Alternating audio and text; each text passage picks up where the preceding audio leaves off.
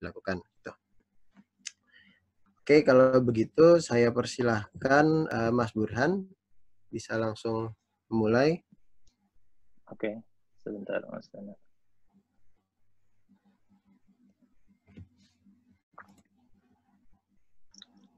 Oke, langsung ya? Ya, silahkan. Ya, selamat malam. Assalamualaikum warahmatullahi wabarakatuh. Mohon izin nih Kang Rocky duluan mungkin supaya nanti flow-nya mungkin jadi pas gitu ya. Nah, jadi tadi sudah disampaikan oleh Mas Dana gitu ya, ini kita akan coba ngasih gambaran terkait port management dan juga maritim logistik atau maritim transport gitu ya. Dan di sini mungkin saya akan membawakan dari sisi pelabuhan gitu ya, karena memang saat ini saya bekerja di pelabuhan di Pelindo 2 di Tanjung Priok. Dan nanti kaitannya port management dengan maritim transport atau maritim logistik seperti apa gitu ya.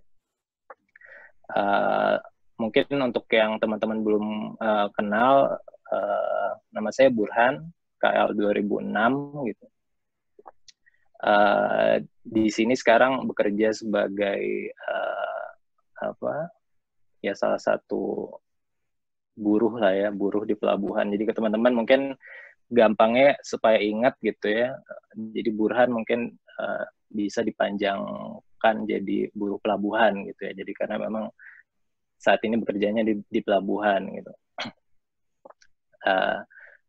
Lalu saya juga sebenarnya udah 2 tahun kemarin nyambi juga gitu ya, bantu Pak Handoyo gitu ngisi di mata kuliah operasi dan manajemen pelabuhan gitu. Jadi ngisi beberapa kali pertemuan. Mungkin di sini ada mahasiswa yang sempat masuk kelas saya juga mungkin ya gitu. Jadi mungkin mirip-mirip dengan apa yang saya sampaikan di kelas, tapi mungkin ini lebih diringkas lagi gitu ya.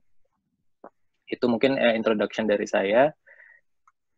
Langsung aja mungkin terkait dari apa yang mau saya sampaikan di sini gitu. Jadi saya akan menyampaikan bahwa pelabuhan gitu ya, mungkin teman-teman di sini sudah sangat familiar apa itu pelabuhan gitu ya. Itu sebenarnya ya hanya salah satu bagian lah gitu ya dari keseluruhan rantai logistik gitu ya, yang sangat panjang lah gitu ya. Dan mungkin orang ngiranya gitu ya tadi ya maritim transport identik dengan pelabuhan saja gitu, tapi sebenarnya tidak gitu ya. Nanti mungkin Kang Rocky akan lebih detail lagi menyampaikan gitu ya. Nah, di sini kita bisa lihat gitu ya, jadi selain di port itu sendiri gitu ya, ada maritim transport atau ya di bagian lautnya gitu ya, lalu yang tidak kalah penting lagi adalah land transport gitu ya. Jadi ini yang disebut hinterland connectivity lah gitu ya. Lalu kalau di beberapa negara gitu yang sudah maju, mungkin ada inland terminal gitu ya, jadi semacam transit terminal gitu ya untuk disebarkan lagi ke hinterland yang lebih luas. Lalu ada distribution center atau sebelum disebarkan lagi ke konsumer lah seperti itu. Jadi ini keseluruhan dari rantai logistik. Nah, sebelum ngomong tentang pelabuhan gitu, ini saya ada sedikit gambaran peta Batavia gitu ya tahun 1935. Ini peta yang sangat menarik gitu ya. Jadi dulu memang pelabuhan di Batavia kan dari Sunda Kelapa gitu ya di sebelah sini gitu ya, lalu pindah ke area Tanjung Priok gitu ya. Nah, kalau rekan-rekan lihat dari peta ini gitu ya, yang menarik adalah pertama adalah backup area dari pelabuhan gitu ya. Di sini kita lihat ini lahan yang kosong gitu ya, dan memang ini dulu diperuntukkan sebagai backup area dari pelabuhan. Jadi konon katanya sampai ke, mungkin orang Jakarta familiar gitu, sampai ke daerah Cempaka Mas gitu ya, itu area pelabuhan sebenarnya gitu ya. Lalu selain tadi backup area, yang kedua adalah sekarang kan bisa lihat di sini ada gambar rel kereta gitu ya. Jadi dan di sini bahkan rel kereta masuk sampai ke dermaga gitu ya. Dan ini cukup banyak lah gitu ya rel yang ada di Batavia saat itu gitu ya. Lalu yang kedua adalah kanal gitu. Kalau teman-teman perhatikan lagi di sini ada Ancol Kanal gitu ya. Itu memang dulu salah satu master plan-nya adalah untuk inland waterway seperti itu ya gitu. Jadi kanal-kanal untuk membantu transport kargo ataupun orang lah seperti itu. Lalu apa yang terjadi sekarang gitu ya? Teman-teman bisa cek di Google Earth gitu ya. Di Google Earth tadi yang backup area di belakang pelabuhan Tanjung Priok saat ini udah sangat penuh dengan penduduk justru gitu ya. Jadi di sini ya warga-warga Tanjung Priok gitu ya itu udah crowded banget dan ya sudah sulit untuk bisa dikembangkan lagi gitu di daerah sisi darat gitu. Makanya ekspansi atau pengembangan pelabuhan Tanjung Priok adalah ke laut, yaitu kita buat reklamasi di sini gitu ya. Lalu yang kedua tadi yang terkait hinterland connectivity gitu ya, saat ini yang connect ke pelabuhan itu praktis cuma ada satu rel gitu ya, dan itu pun ya sangat terbatas gitu karena memang banyak lintasan sebidang gitu ya, dan juga dia gabung dengan rel penumpang gitu, jadi sangat terbatas. Dan yang menarik lagi adalah tadi ya kanal-kanal dan sebagainya itu praktis sudah tidak berfungsi gitu untuk transport kargo justru gitu. Jadi kanal atau kali Ancol sekarang ya sangat dangkal lah gitu ya, hanya sekedar kali buat drainase seperti itu ya. Jadi bukan untuk kanal transport kargo dan sebagainya. Itu prolognya gitu. Lalu dari sisi port management saya mau sekilas menjelaskan gitu ya. Jadi orang mungkin yang kebetulan bukan bidangnya pelabuhan gitu ya, mungkin persepsinya pelabuhan itu pelindo gitu ya, pelindo 1, 2, 3, dan 4 misalkan. Tapi pada kenyataannya sebenarnya dari sisi port management gitu ya, itu bukan pelindo saja gitu tokoh utamanya gitu dalam manajemen pelabuhan. Jadi konsep kita itu menganut landlord port gitu ya. Jadi ada beberapa jenis port management model seperti itu ya. Tapi kita kurang lebih sebenarnya merefer ke landlord port yang memang banyak dipakai di negara-negara gitu ya di seluruh dunia. Intinya landlord port itu dipisahkan gitu ya dari sisi regulator dan operator gitu. Dan regulator itu diistilahkan sebagai port authority gitu ya, atau otoritas pelabuhan gitu yang memang bisa under government gitu, atau memang dia semi otonom gitu ya. Di sini teman-teman bisa lihat bahwa port authority itu bisa berdiri di level nasional gitu ya, atau kementerian gitu kita mengenalnya, dan ini yang ada di Indonesia seperti itu, atau regional atau provinsi gitu, dan yang ketiga ada lokal atau kota gitu ya skalanya. Dan dia bentuknya bisa tadi kalau pemerintah atau state atau municipal ini ya lembaga pemerintahan gitu ya. Ada juga public atau government special agency gitu. Jadi dia memang badan yang punya otonomi khusus gitu ya, seperti itu. Atau state-owned company gitu ya, atau BUMN kita mengenalnya gitu. Dan yang terakhir ini bisa juga private gitu atau swasta gitu. Jadi di beberapa negara ada juga yang port authority-nya adalah swasta. Nah, apa aja contohnya port authority itu hampir semuanya gitu yang kita kenal gitu kalau search di Google gitu ya, itu adalah port authority gitu ya, kayak Port Los Angeles, Port of Rotterdam, Port of Hamburg, Antwerp dan sebagainya, itu adalah port authority. Nah, kita kenalnya adalah otoritas pelabuhan atau OP. Mungkin kalau di sini nanti ada Om Gerard ya, KL 2007 gitu, nanti mungkin bisa melengkapi karena beliau bekerja di OP gitu. Nah, tadi dari sisi OP gitu, lalu ada sisi operator gitu ya, operator atau port operator atau terminal operator. Dan ini bentuknya bisa public atau state-owned company gitu ya, BUMN gitu, atau private gitu, atau swasta. Nah ini yang mungkin familiar ada Hutchison gitu ya, yang ada di Tanjung Priok, lalu ada PSA juga dari Singapura, ada DP World, dan yang paling familiar sama kita ya Pelindo 1, 2, 3, 4 gitu ya. Jadi strukturnya adalah seperti ini di port management. Jadi memang tidak hanya Pelindo saja gitu yang punya peranan di kepelabuhanan. Nah, yang menarik adalah di sini gitu. Jadi perkembangan dunia seperti apa sih terkait port management gitu ya. Jadi ini ada sebuah grafik lah gitu ya dari beberapa pelabuhan di beberapa negara gitu ya. Paling kiri itu Port Authority, di mana dia sebagai public department gitu ya. Jadi dia memang basisnya pegawai negeri lah gitu ya. Jadi yang bekerja di sana di instansi pemerintahan dan dia pegawai negeri lah, kurang lebih seperti itu. Nah di sini ada yang nomor 2 ada Port Authority as a public entity gitu ya, ada Hanwag dan Hamburg. Nah ini kurang lebih dia sudah punya otonomi gitu, otonomi sendiri gitu ya, dan tapi masih PNS gitu pegawainya. Tapi instansinya dia udah punya otonomi sendiri gitu. Jadi dia tidak terikat langsung dengan kementerian atau pemerintahan gitu ya. Lalu ada Kanada di tengah-tengahnya gitu. Lalu ada New Zealand, ada Australia, Rotterdam, dan hampir sebagian besar negara Eropa lainnya, yaitu komersialisasi Port Authority lah, seperti itu.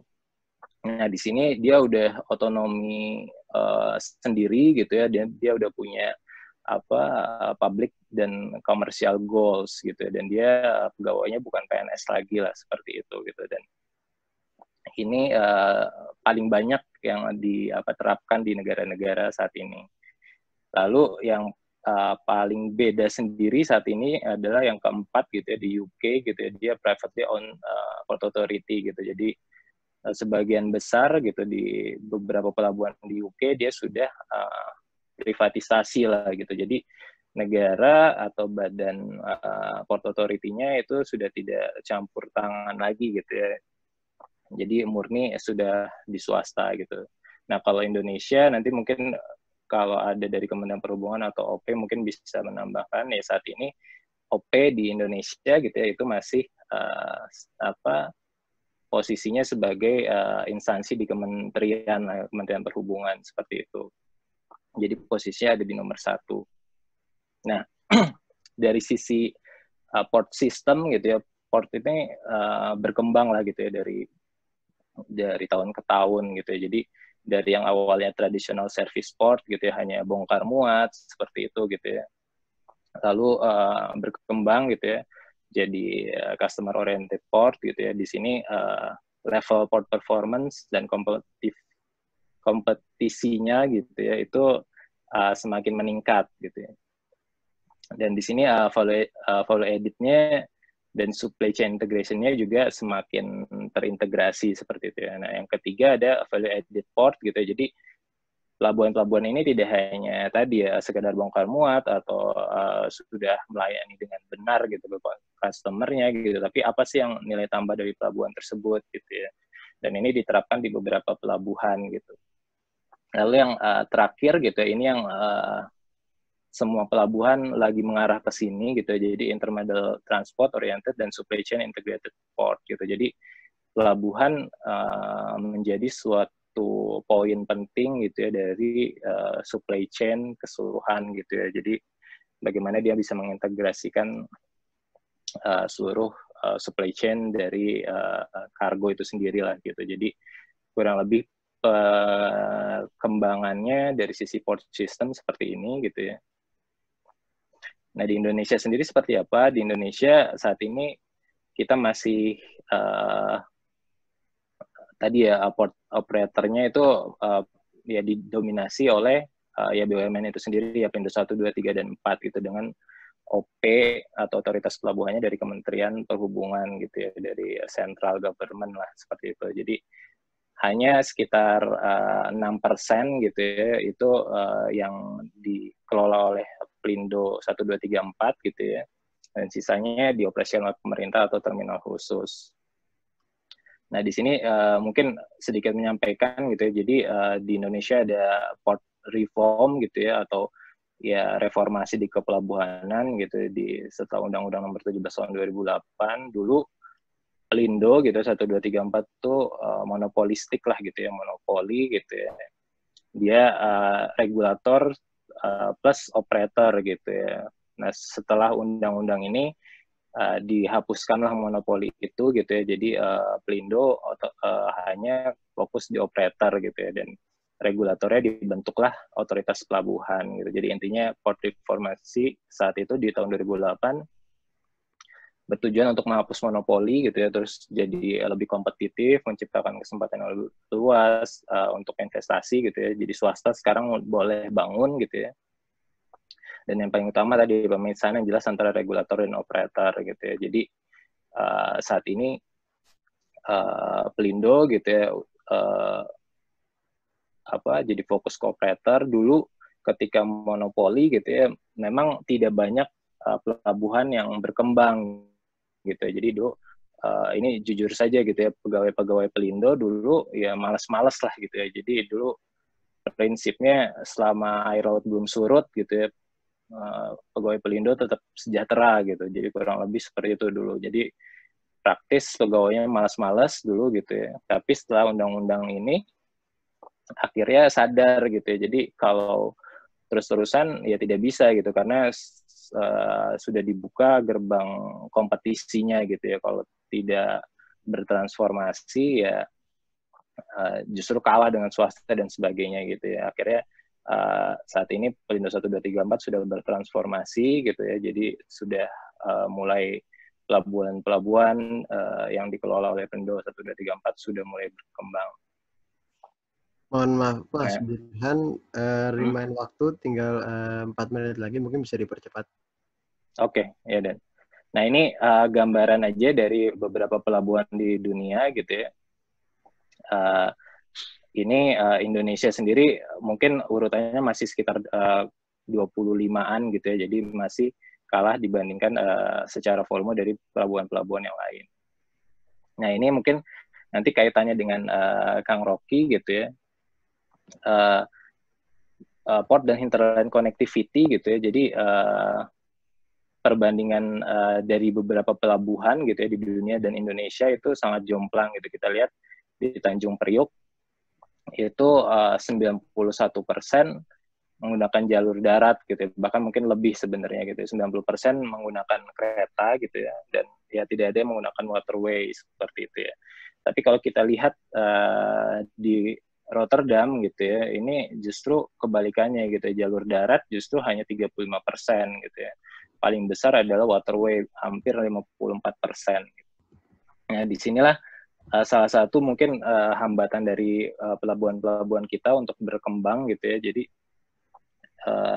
karena hinterland connectivity-nya ya tidak punya opsi yang banyak gitu ya. Jadi hanya mengandalkan jalur darat, otomatis ini justru akan menjadi bottleneck lah gitu ya untuk rantai logistik. Nah, ini sekedar kasih gambaran juga gitu ya. Dulu ada ya orang Belanda gitu namanya Profesor Van Lomenstein gitu ya. Dia punya rencana kanalisasi Pulau Jawa gitu. Jadi dia punya ide untuk membuat kanal gitu ya yang menghubungkan Jakarta gitu ya sampai Surabaya gitu. Jadi kanal ini salah satu fungsinya sebagai sarana transportasi juga gitu ya, inland waterways dan juga irigasi, kurang lebih seperti itu. Nah, mungkin saya ini aja cepat. Jadi intinya sekarang kendala kita adalah logistik cost yang tinggi gitu ya. Jadi dan hambatannya itu bisa teman-teman lihat di sini gitu, dan yang paling utama di sini kita bisa lihat ada dari sisi port gitu, dan juga maritim value chain atau maritim transportnya masih belum efisien lah seperti itu. saya cepat aja. Jadi pemerintah kita punya program tol laut lah gitu ya. Jadi tapi sayangnya tol laut ini belum diimplementasikan dengan maksimal gitu ya. Jadi tujuan utama tol laut kan memberi efisiensi dalam rantai logistik gitu ya dari sisi maritim seperti itu gitu ya. Dan saat ini ada 26 rute gitu yang dilaksanakan gitu oleh pemerintah, tapi memang kalau teman-teman lihat di sini jalurnya ini masih didominasi start dari Surabaya. Jadi beban Surabaya sangat besar gitu ya. Jadi bahkan mau ke Fak-Fak pun harus lewat Surabaya dan sebagainya. Padahal sebenarnya konsep tol laut atau dulu kita nyebutnya pendulum Nusantara tuh sebenarnya ada dua gitu apa kata kuncinya. Pertama standarisasi service level di pelabuhan dan juga meningkatkan efisiensi dari port atau shipping network gitu. Jadi misalkan di sini ada beberapa pelabuhan gitu ya, kita pisahkan, ada yang satu dari main portnya gitu ya, first tier gitu, dia yang melaksanakan service di main rutenya gitu ya, lalu ada second tier gitu dan ada third tier gitu, seperti ini nih yang ke daerah-daerah yang lebih kecil lagi gitu, dan masing-masing pelabuhan ini ya beda-beda gitu sebenarnya, tidak perlu sama seperti itu gitu. Jadi konsepnya sebenarnya seperti itu gitu, tapi memang ini yang diimplementasikan belum maksimal seperti itu ya. Dan juga kita mengenal ripple effect gitu ya, jadi memang kita bisa mulai improve dari main portnya gitu ya sebagai epicenter of logistic networknya gitu ya, dan itu bisa punya multiplier effect lah gitu ke yang lainnya seperti itu. Nah terakhir ini yang mau saya sampaikan bahwa tadi ya port operation dan infrastruktur gitu ya, itu sangat erat kaitannya dengan logistik performance gitu ya, karena ini menunjang dari seaborne trade atau perdagangan itu sendiri gitu, yang akhirnya mensupport national economy, kurang lebih seperti itu. Dan penutup ya sekali lagi gitu ya, mungkin kita teman-teman KL gitu ya sudah pas nih gitu di jurusan teknik kelautan gitu, kita mempelajari pelabuhan, laut dan sebagainya gitu ya, karena laut harusnya bisa jadi penghubung gitu ya, bukan pemisah gitu ya. Jadi harusnya bisa memberi dampak yang positif gitu ya bagi masyarakat Indonesia gitu ya. Jadi bukan justru menjadi biang keladi ketidakmerata ekonomi dan sebagainya seperti itu. Mungkin itu aja yang bisa saya sampaikan, Mas Dana. Terima kasih. Wassalamualaikum warahmatullahi wabarakatuh. Waalaikumsalam warahmatullahi wabarakatuh. Terima kasih banyak Mas Burhan penjelasannya. Semoga teman-teman di sini sudah cukup dapat gambaran tentang port management itu apa dan nanti kaitannya terhadap logistik itu sendiri. Silakan Kang Rocky dilanjutkan untuk sesinya. Oke, terima kasih Mas Dana. Saya bahas mulai ya.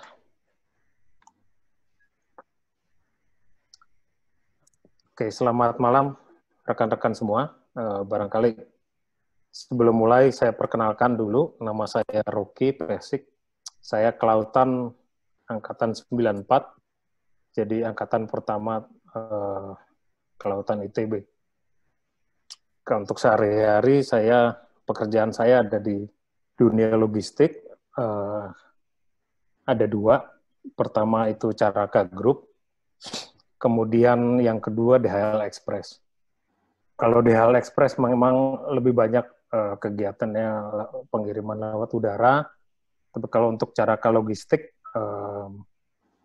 ini yang kegiatannya banyak memakai pelabuhan. Kita sebetulnya pengguna pun pengguna level kedua, karena kami bukan ship owner, tapi lebih ke pengirim barang.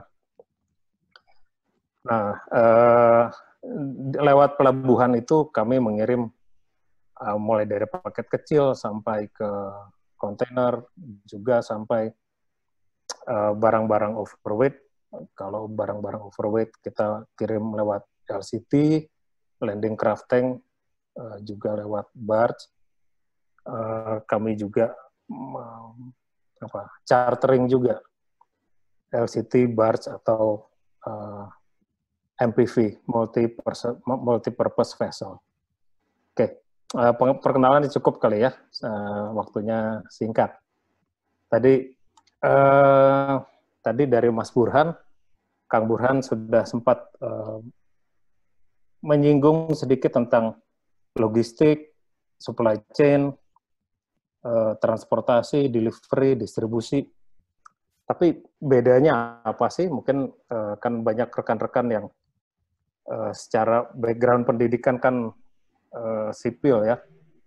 Nah, saya kupas saja sedikit, apa itu logistik, apa bedanya logistik dan supply chain, aktivitas apa saja yang ada di dalam logistik, kemudian bedanya apa saja, transportasi, delivery, dan distribusi. Oke, saya ada sedikit ini ya. Jadi kalau kita lihat di industri itu, katakan suatu pabrik ya, dia ada supplier, kemudian ada dari supplier dia bawa barang ke pabrik, pabrik dia bawa finished goods-nya dia bawa ke storage facility, ke gudang, kemudian masuk ke fase pengangkutan, transportasi, kemudian transportasi itu biasanya akan dibawa ke gudang distribusi atau ke retailer, kemudian dari gudang distribusi akan dilakukan delivery atau distribusi. Nah, dari supplier ini sampai ke storage facility itu di industri dikenal ada production and inventory planning. Kemudian barang dari storage facility sampai ke delivery end customer ini bisa dikategorikan sebagai kegiatan logistik. Jadi penyimpanan, kemudian transportasi, distribusi, dan pengantaran. Ya, apa bedanya distribusi dengan pengantaran? Kalau transportasi atau pengangkutan itu adalah in bulk, ya, dari satu poin ke satu poin.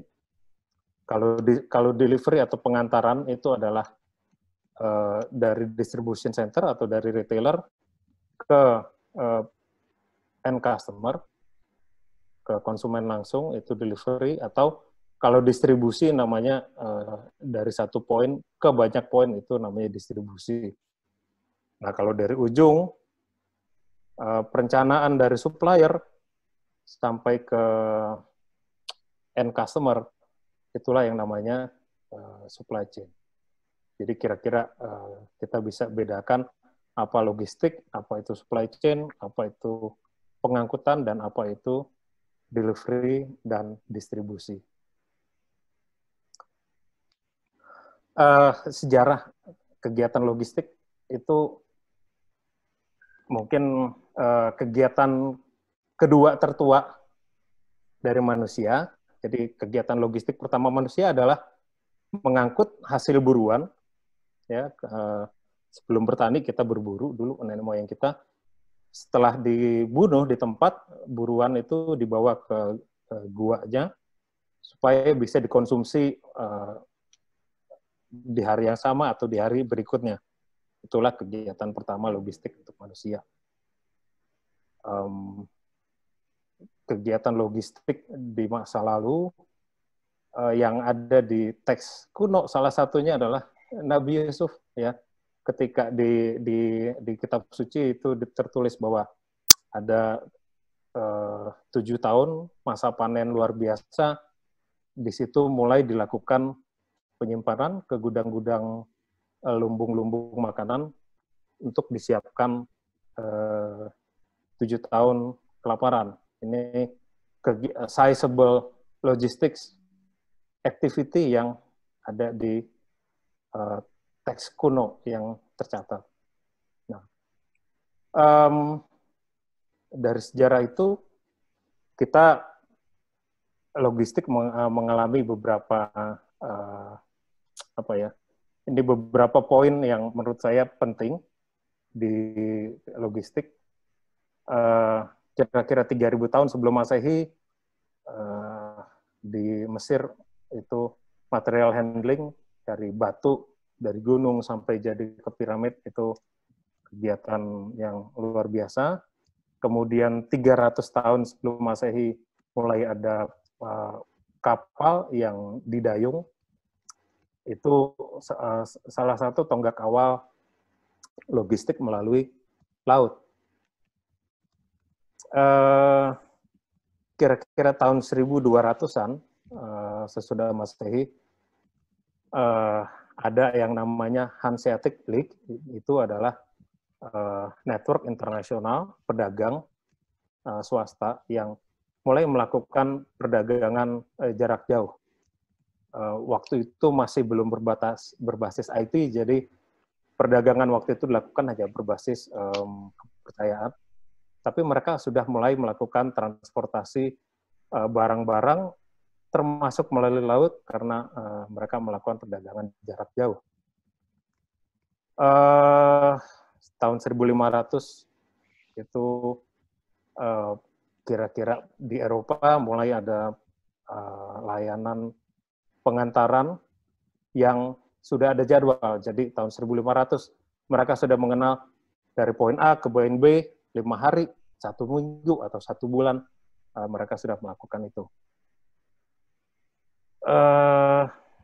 Kemudian penemuan mobil, kereta itu juga satu poin penting di logistik. Kalau untuk di kita teknik kelautan ya, salah satu penemuan yang luar biasa untuk kita adalah tahun 1956 di mana Malcolm McLean dia menemukan kontainer pertama. Ya, jadi Malcolm McLean dia sebetulnya pengusaha di bidang trucking, tapi dia punya ide kalau supaya pengangkutan itu lebih mudah, lebih murah, lebih aman, itu harus menggunakan satu struktur yang standar ukurannya sehingga bisa dipakai untuk pengangkutan macam-macam. Disitulah sejak ada kontainer itu, pengangkutan melalui laut mengalami kemajuan yang luar biasa. 1970-an, 1980-an dari Jepang mulai memperkenalkan konsep Kanban, just-in-time logistik, dan untuk di era modern sekarang, kita mulai mengenal konsep supply chain management. Logistics in modern world ya, di era sekarang bisa dideskripsikan sebagai proses perencanaan, implementasi, pengendalian, flow barang yang efisien, yang cost efektif untuk penyimpanan raw material, kemudian pengangkutan finished goods, sampai pengantaran ke end customer.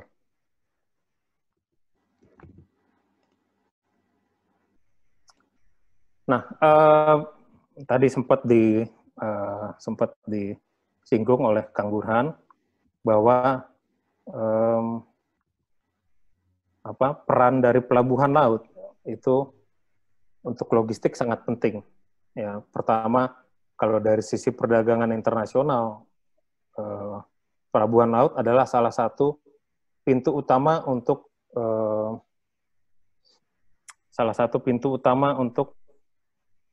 masuknya suatu produk ke suatu negara.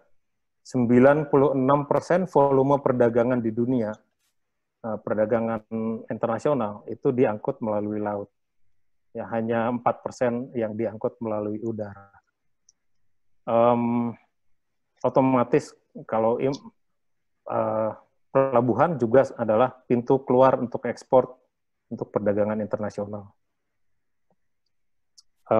Nah, pelabuhan juga sekarang ini menyediakan layanan untuk penyimpanan kontainer, untuk pergudangan, untuk preservation service apa ya bahasa Indonesia, preservation service bahasa Inggris, sorry saya lupa bahasa Indonesia gimana. Tapi misalnya gudang pendingin ya contoh salah satunya gitu. Kemudian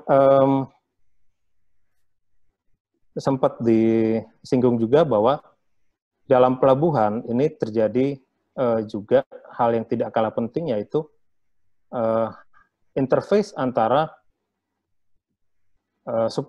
pengangkutan dari laut ke darat. Ya, di darat ada yang melalui kereta, ada yang melalui truk. Kemudian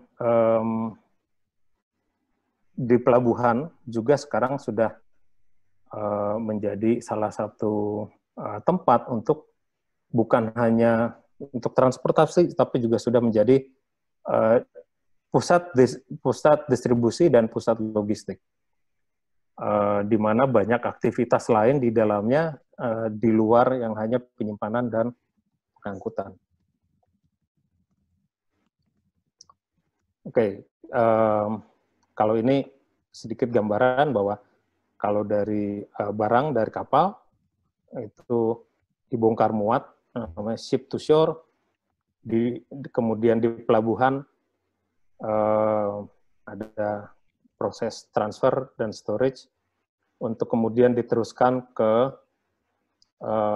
mode angkutan lainnya, ya bisa melalui udara, darat, bisa truk, bisa kereta, untuk kemudian dilanjutkan ke distribution center atau ke retailer, dan akhirnya diteruskan ke end customer, end consumer.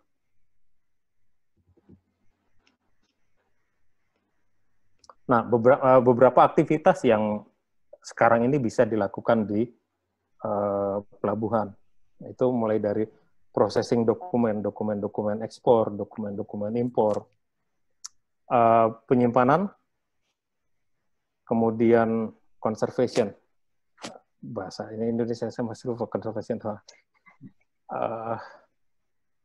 Kemudian quality dan quantity control, ya, bisa dilakukan di port sebelum barang berangkat atau ketika barang tiba, pembeli atau transporter bisa melakukan kontrol atas kualitas barang yang dibawa. Kemudian juga ada aktivitas packing, barang yang diangkut di packing, ada kemudian dibagi-bagi ke dalam palet-palet atau palletization, diberi label, atau kalau ada barang-barang yang perlu personalisasi, perlu treatment khusus. Kemudian ada proses custom clearance atau proses bea, ya, bea masuk atau bea keluar. Kemudian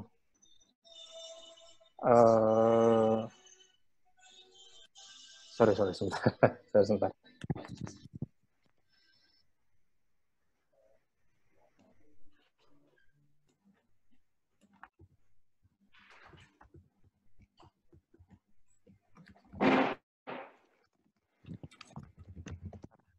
Maaf.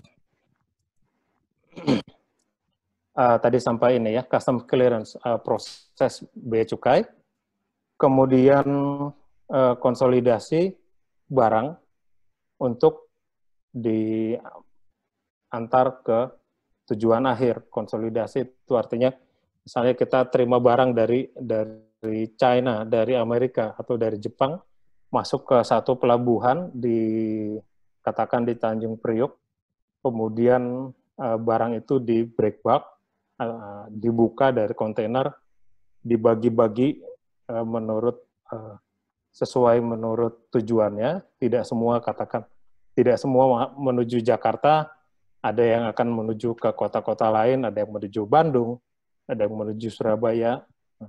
Itu proses itu juga sudah bisa dilakukan di pelabuhan.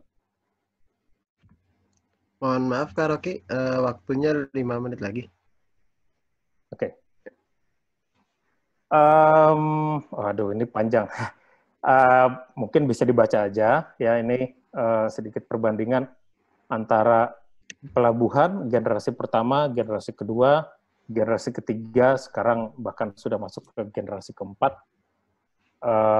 Mulai dari tahunnya, tapi yang paling penting sebetulnya bukan tahunnya atau besarnya atau kapasitasnya, tapi kegiatan-kegiatan yang dilakukan di pelabuhan dan perannya. Ya, kalau dulu pelabuhan itu hanya untuk transportasi saja, kalau sekarang pelabuhan itu sudah terkoneksi ke commercial center, ke tempat-tempat industri, juga sudah menjadi distribution center,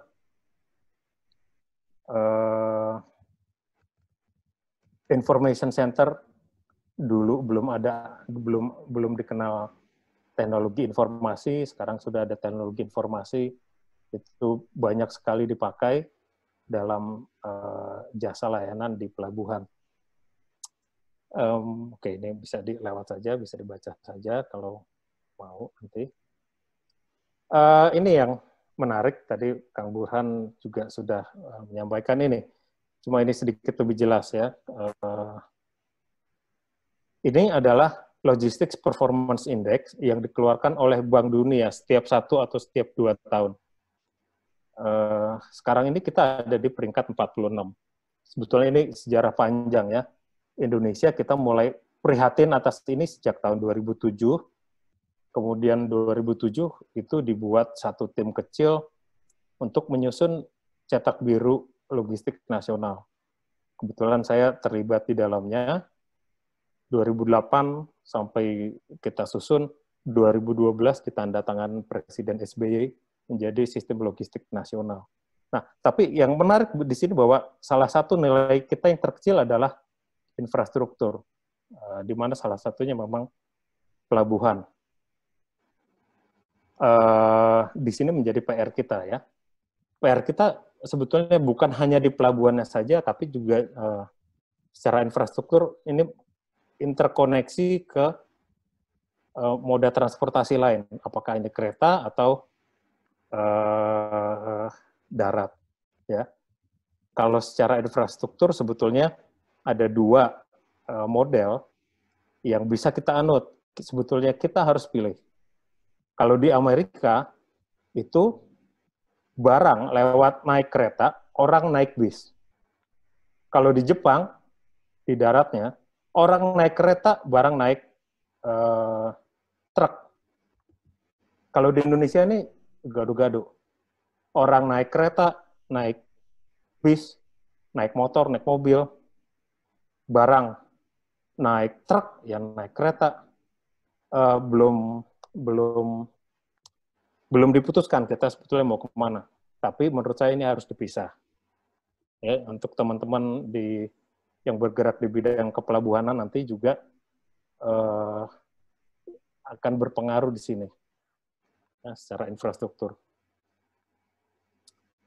Kemudian biaya cost, biaya logistik kita memang mengenal yang sudah umum diketahui adalah biaya langsung untuk logistik ya, packing, penyimpanan, proses transportasi, loading, offloading. Tapi yang menariknya ya, bahwa dalam salah satu penelitian, biaya logistik itu di negara-negara yang logistics performance index-nya tinggi, peringkat-peringkat atas, peringkat 1, peringkat 2, sampai top 10, biaya langsung itu tinggi sebetulnya. Sampai tingkat tertentu, biaya langsungnya turun, tapi dia akan naik lagi. Kenapa?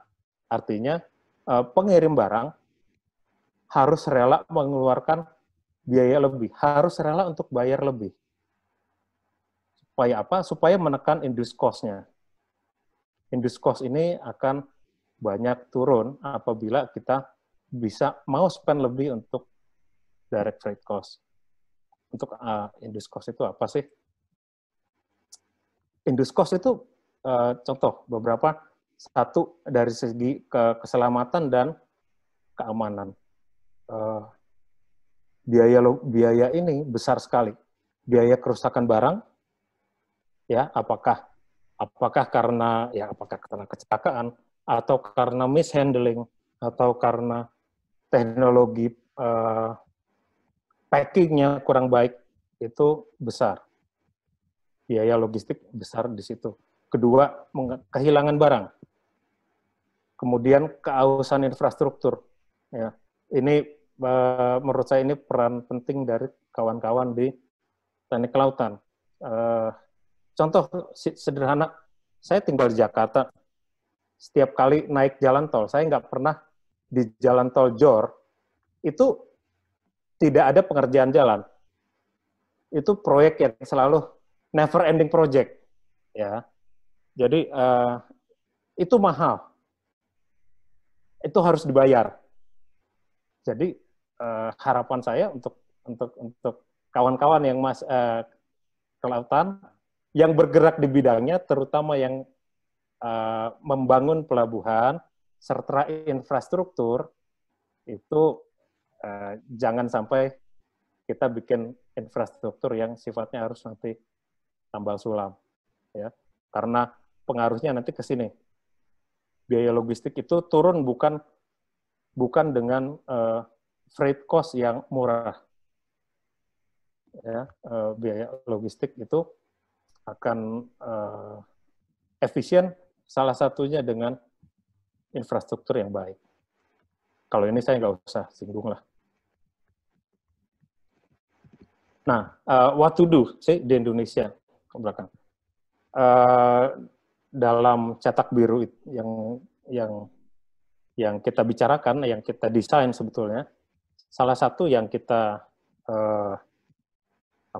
identifikasi bahwa terlalu banyak pelabuhan internasional di Indonesia memiliki akses langsung ke luar negeri.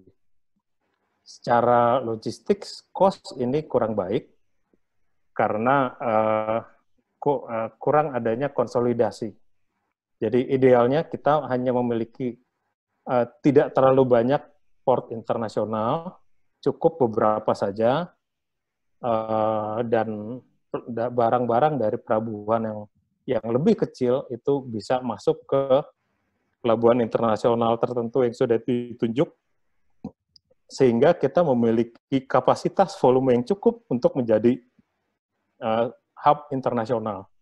Hub internasional sebisa mungkin ada di negara kita juga bisa menjadi hub internasional, bukan hanya katakan di Singapura atau Thailand juga sedang berusaha untuk menjadi hub internasional. Kemudian pembangunan pelabuhan itu, atau pembangunan pelabuhan, pengadaan kapal, itu tidak bisa berjalan sendiri. Perdagangan dan industri di daerah itu memegang peranan penting. Kebanyakan volume barang dari Jakarta keluar itu penuh, tapi dari berbagai daerah ke Jakarta, volumenya mungkin hanya 20%-nya. Ini yang bikin